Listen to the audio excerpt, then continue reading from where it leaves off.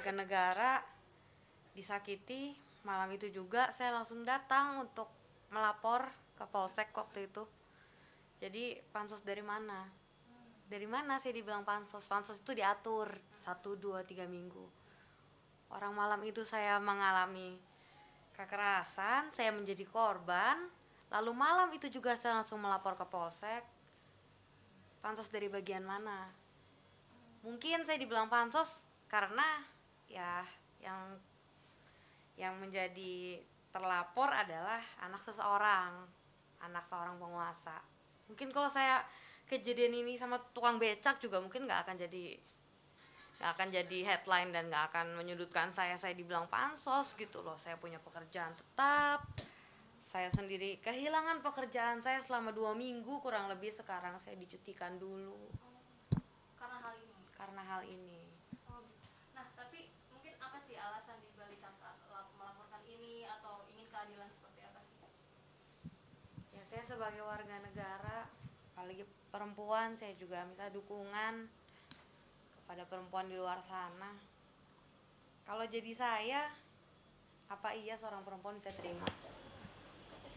Jadi perlu saya tambahkan ya, bahwa peristiwa ini kalau dikatakan pansus itu di luar, jauh lah.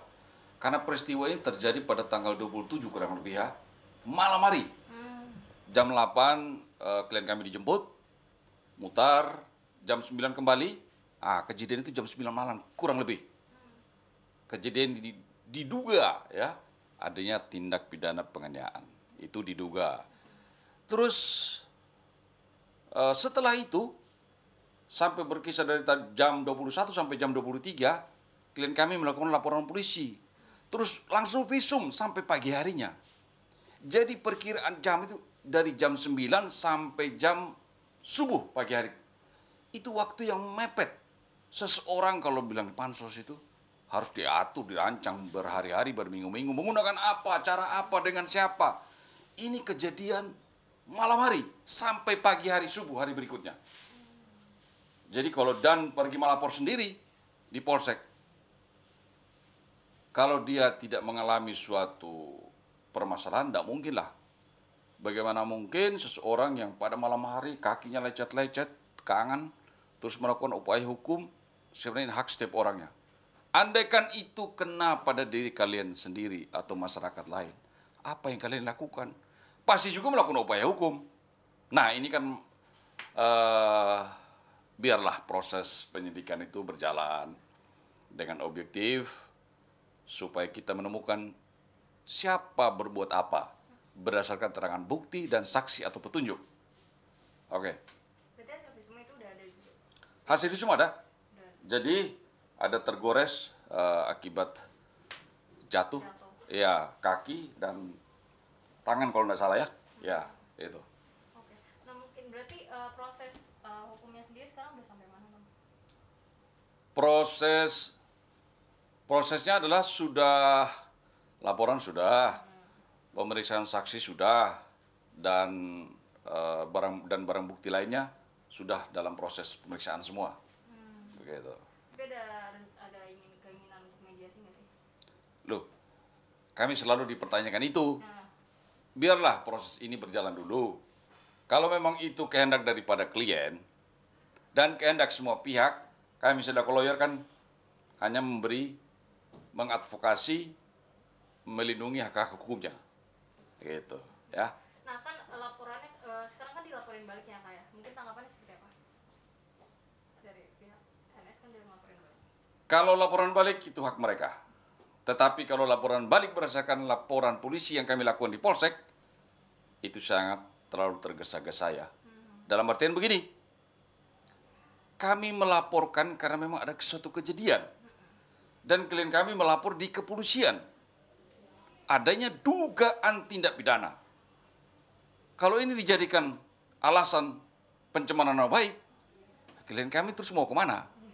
Ini kepada kepolisian. Klien kami bukan berbicara di pinggir jalan, terus memaki-maki seorang, tidak. Tapi ini dalam upaya hukum lewat kepolisian negara Republik Indonesia. Kami harapkan, kami yakinlah kepolisian objektif dalam penanganan perkara ini. Ada seseorang wanita yang lemah, terjadi hal begini, kita mohon perlindungan hukum. Begitu.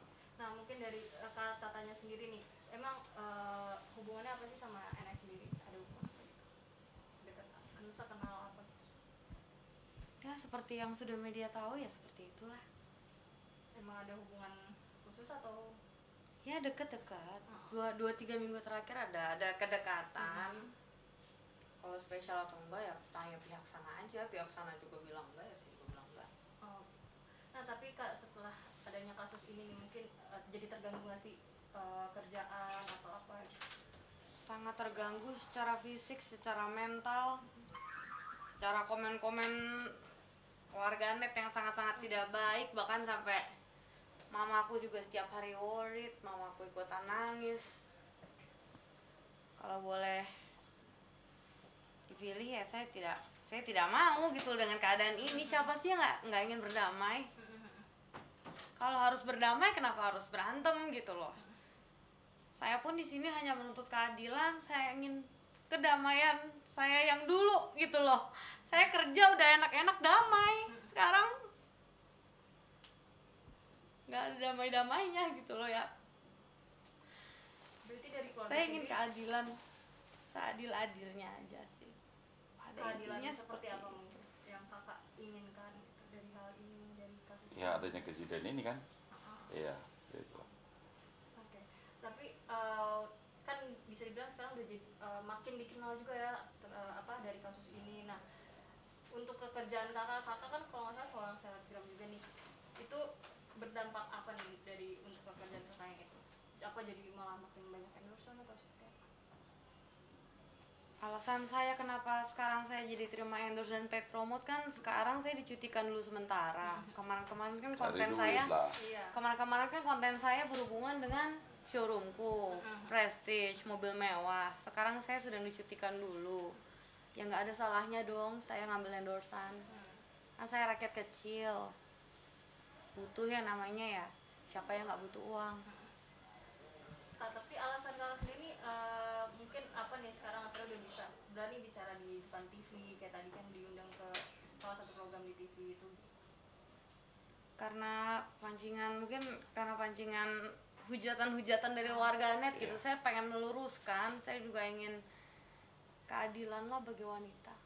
Udah gerah juga ya Kak dengan komen-komen netizen yang Ini kan jadi heboh karena terlapor ini kan anak seorang tokoh politik kalau bilang gitu ya. Tapi saya yakin ya, saya mengenal Pak Ahok yang punya kredibilitas sudah tidak perlu disangsikan lagi lah. Yang sangat menjunjung nilai-nilai kebenaran. Itu saya kenal beliau. Jadi klien kami itu tidak pernah berpikir siapa anak siapa, tapi seketika itu juga terjadi permasalahan. Di malam hari sampai melapor polisi, sampai melakukan visum, sampai subuh pagi hari berikutnya.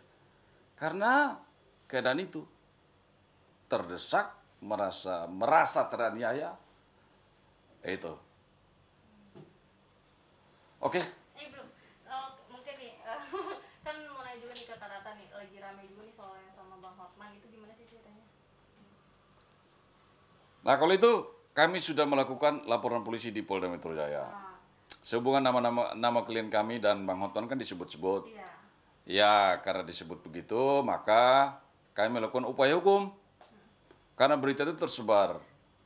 Suatu komunikasi yang bersifat pribadi itu kan pribadi antara seseorang dengan orang lain. Iya.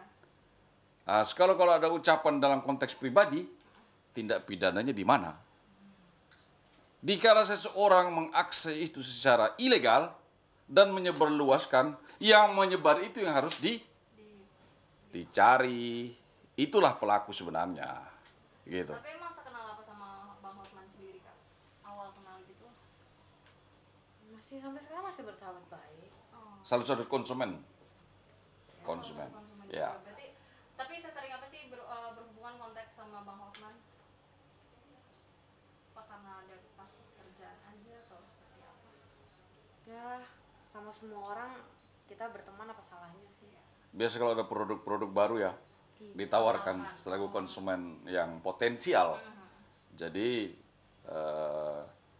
menjalankan tugas atau profesi selaku marketing mobil mewah ya. Oke. Gitu saja. Kak, tapi kan katanya kabarnya sempat ada diperas juga nih, itu benar?